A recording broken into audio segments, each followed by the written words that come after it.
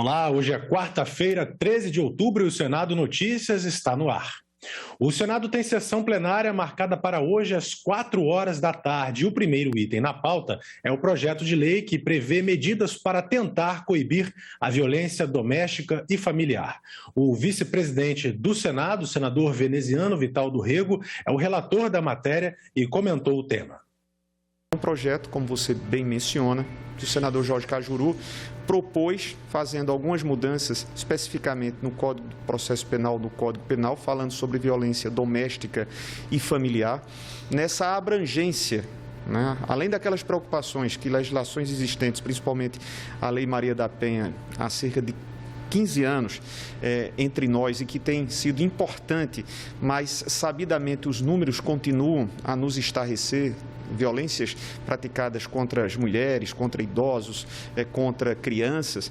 Esse projeto, ele traz previsões mais fortes, mais incisivas, legais, dando ênfase àquilo que já está, de certa forma, previsto, como é o caso da decretação de prisão preventiva nos descumprimentos de medidas cautelares e protetivas, e situações outras previstas no Código de Processo Penal.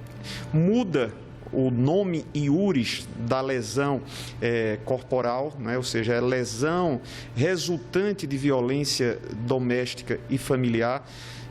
Nós, na justificação, falávamos sobre essa pertinência, até para que fôssemos mais pedagógicos nesse sentido. Eu penso que é um projeto importante, um projeto que já acolheu, né, os apoios das lideranças, particularmente a liderança da bancada feminina, e quarta-feira devemos estar a aprová-lo. Há também na pauta de hoje um outro projeto para tentar coibir a violência contra a mulher. É uma iniciativa que determina que as medidas protetivas de urgência concedidas com base na Lei Maria da Penha sejam já constadas de imediato nos sistemas de registros das polícias civil e militar. A relatora do projeto, senadora Daniela Ribeiro, comenta. O projeto original, muito importante no combate à violência contra a mulher, estabelece a obrigatoriedade de constar nos sistemas de registro de informações das polícias civil e militar a concessão de medida protetiva de urgência prevista na referida lei. Estou discutindo atualizações e melhorias ao projeto, mas um grande passo será tomado a partir desse projeto. Vamos aperfeiçoar a nossa legislação e garantir celeridade e um maior esclarecimento da sociedade a respeito desse grave problema que aflige o país. Há também um projeto sobre obras na faixa de cursos d'água explicado pelo relator, ou melhor, pelo autor da ideia, senador Jorginho Melo.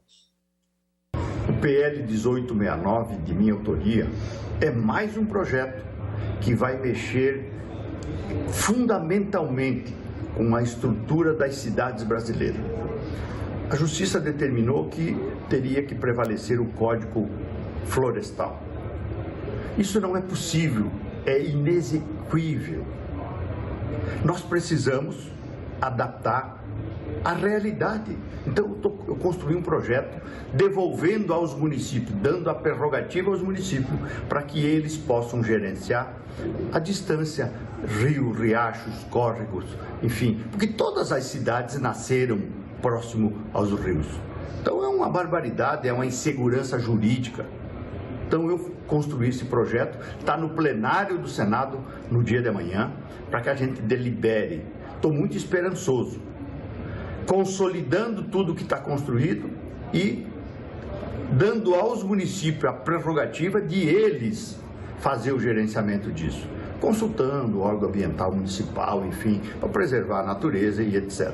Então, é um grande projeto que vai dar conforto e vai dar segurança jurídica a empreendedores, a empresas que estão para lançar grandes construções, as construções que já estão edificadas. Há também na pauta de hoje do Senado um projeto com normas para o reconhecimento fotográfico de criminosos.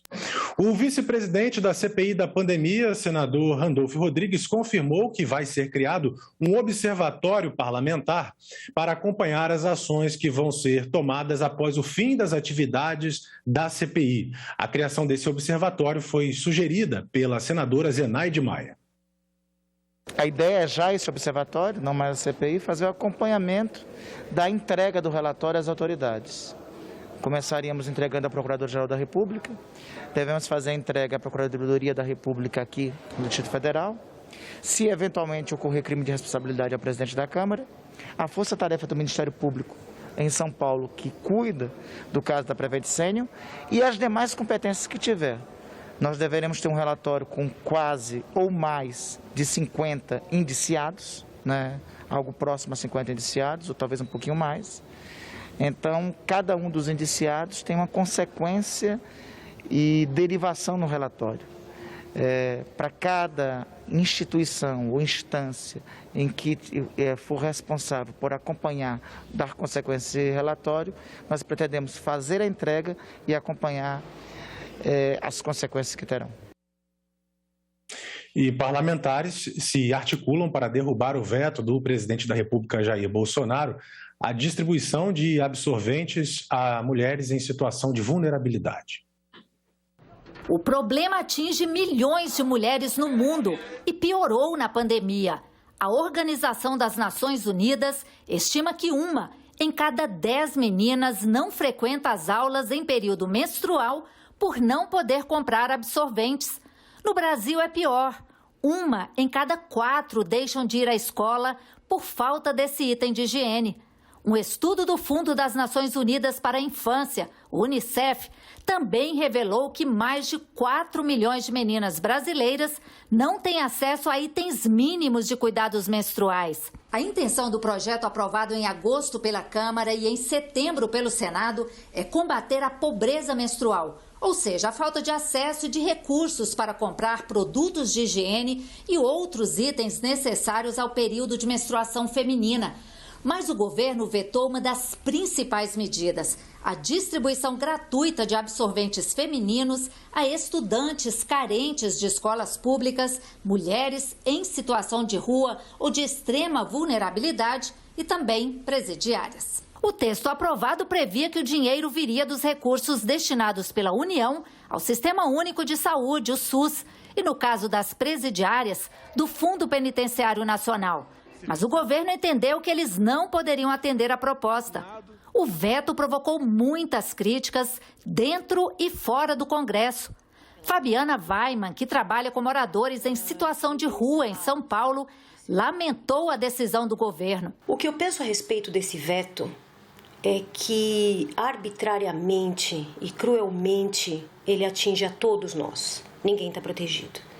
Porque esse tipo de veto, esse tipo de ação cruel com as pessoas que estão na rua, incita a violência. Uma coisa importante que se diga é que as pessoas que menstruam, não apenas mulheres, é bom que a gente lembre, e estão em situação de rua, precisam se deslocar bastante. Elas são expulsas de todos os lugares o tempo inteiro. Então a gente precisa ter um pouco de compaixão e pensar nessas pessoas que precisam caminhar sangrando, muitas vezes com dor, muitas vezes com fluxos intensos. A apresentadora Rafa Brits fez uma publicação emocionada no Instagram, em protesto contra o veto. Isso representa muito para as mulheres. Isso é saúde pública. Elas colocam miolo de pão, elas colocam um jornal, elas colocam um tecido qualquer. Existe evasão escolar.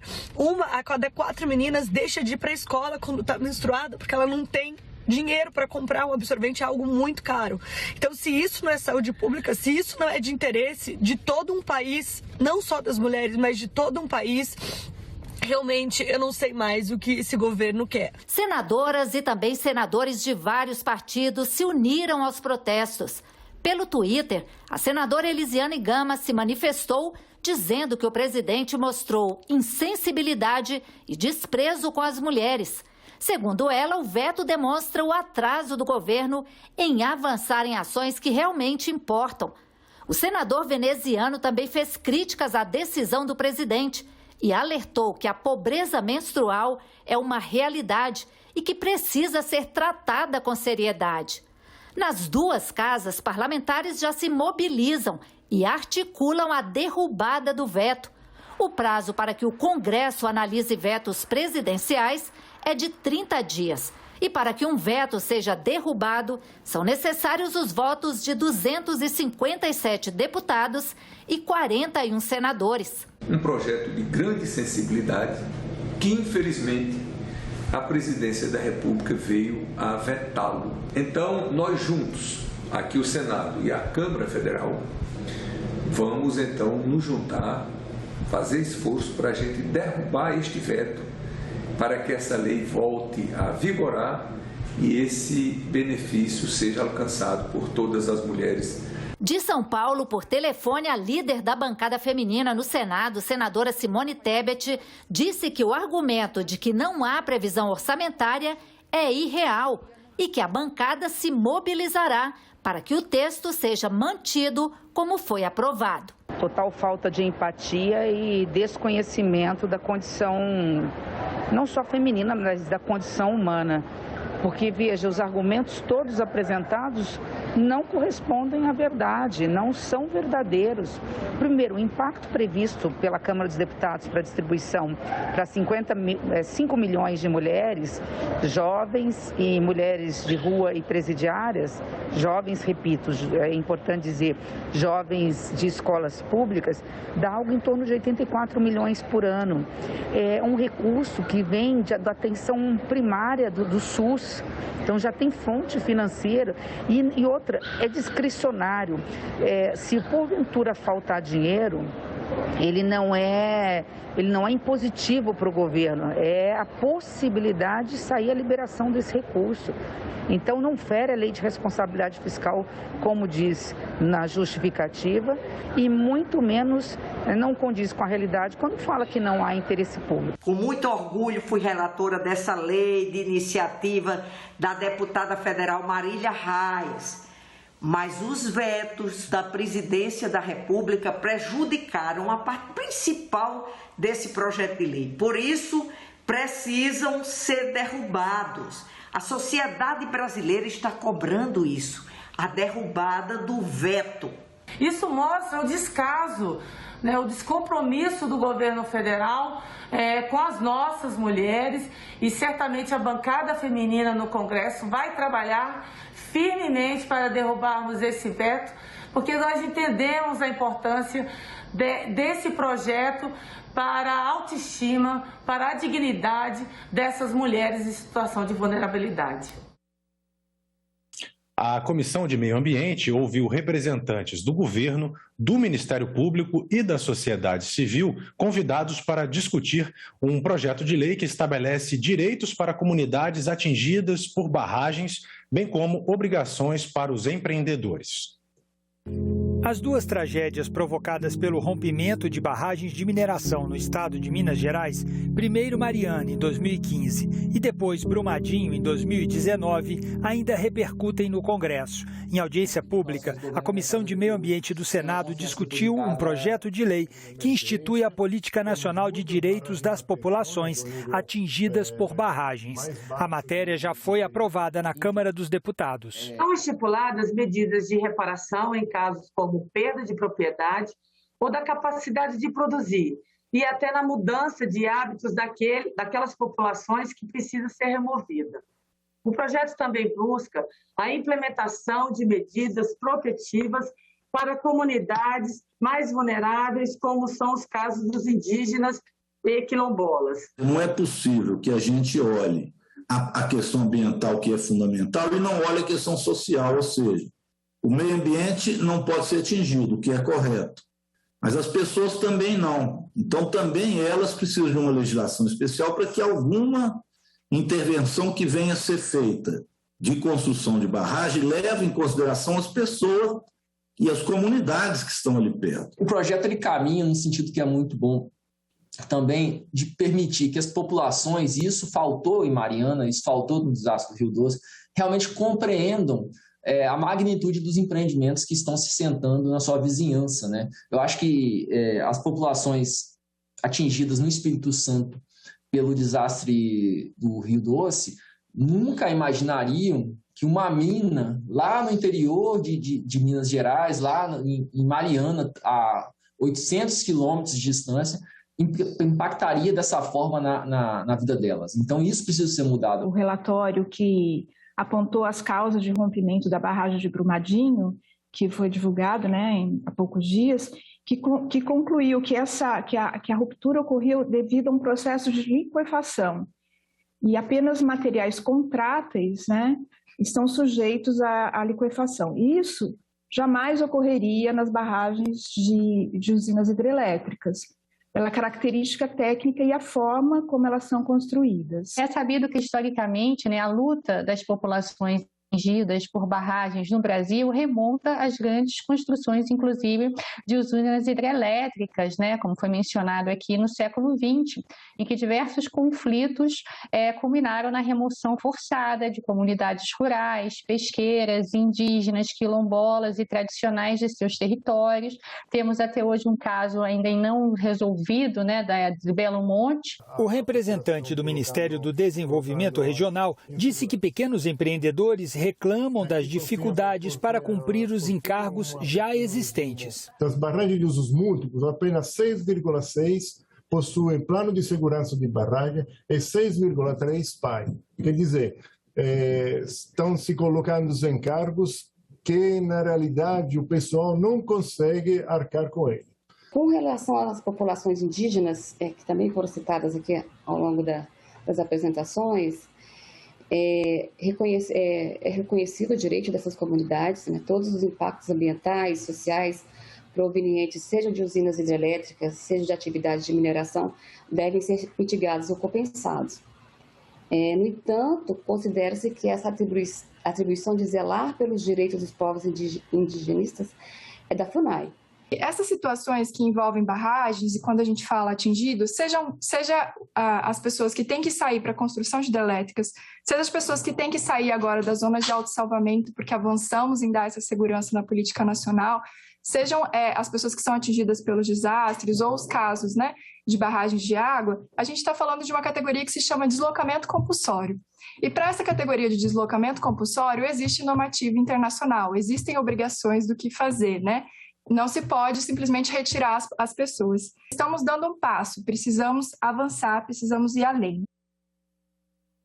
A crise migratória foi tema de audiência pública na Comissão Mista sobre Migrações Internacionais e Refugiados. Especialistas e senadores debateram especialmente a situação dos venezuelanos que chegam ao Brasil. O mundo chegou ao recorde de 82,4 milhões de refugiados. A situação dos venezuelanos só não é pior que a dos refugiados da Síria. A fuga do país vizinho contribuiu para um aumento de 21% no número de asilos que o Brasil concedeu em 2020. Foram quase 27 mil pessoas acolhidas no país. Há, de fato, uma crise migratória internacional. E é por isso que estamos aqui. Temos que entender essa situação, as causas, os problemas, o que está sendo feito e o que nós podemos fazer. De acordo com os dados da ONU, os refugiados estão encontrando dificuldades para conseguir acolhimento. Em muitos países da região, as pessoas migrantes foram particularmente afetadas pelas medidas de saúde, pois muitas vezes trabalham no setor informal. Em grande parte não tiveram acesso às medidas de mitigação econômica implementadas pelos governos. Isto forçou muitos deles a retornar aos seus países de origem, mas mesmo nesta situação enfrentaram discriminação por parte das autoridades de seus próprios países. Os parlamentares têm um papel de supervisar as dotações de orçamento nacional, tanto para garantir um funcionamento adequado dos Sistemas Nacionais de Proteção de Refugiados, e aqui vale a pena mencionar o CONARE, Comitê Nacional para Refugiados, mas também a Operação Acolhida. Hoje, uma resposta exemplar para a acolhida de refugiados e imigrantes da Venezuela. Segundo os debatedores, as políticas adotadas pelo Brasil estariam dificultando o ingresso e a permanência dos refugiados no país. Até mesmo a emissão de CPF para migrantes irregulares foi dificultada. O CPF, que é a porta de entrada para direitos e serviços públicos no Brasil, hoje é inacessível para migrantes indocumentados. No contexto da pandemia, o tratamento dado, especialmente aos migrantes em situação de acolhida humanitária e aos solicitantes de refúgio, o tratamento mereceria uma completa revisão. A senadora Zenaide Maia defendeu a interferência do Congresso para facilitar o acesso dos refugiados. Não é para ter barreira, são seres humanos, a terra é uma só, mas infelizmente os lucros, o mercado financeiro, ele nunca prioriza a vida. São os lucros e esses lucros fazem com que a gente tenha uma diferença social, a falta de inclusão social. Mas o Congresso pode sim, a gente pode sim revogar portarias, convocar ministro de Relações Exteriores para eles virem se explicar por que estão barrando, por que estão destratando, por que não estão acolhendo esses seres humanos que nos procuram.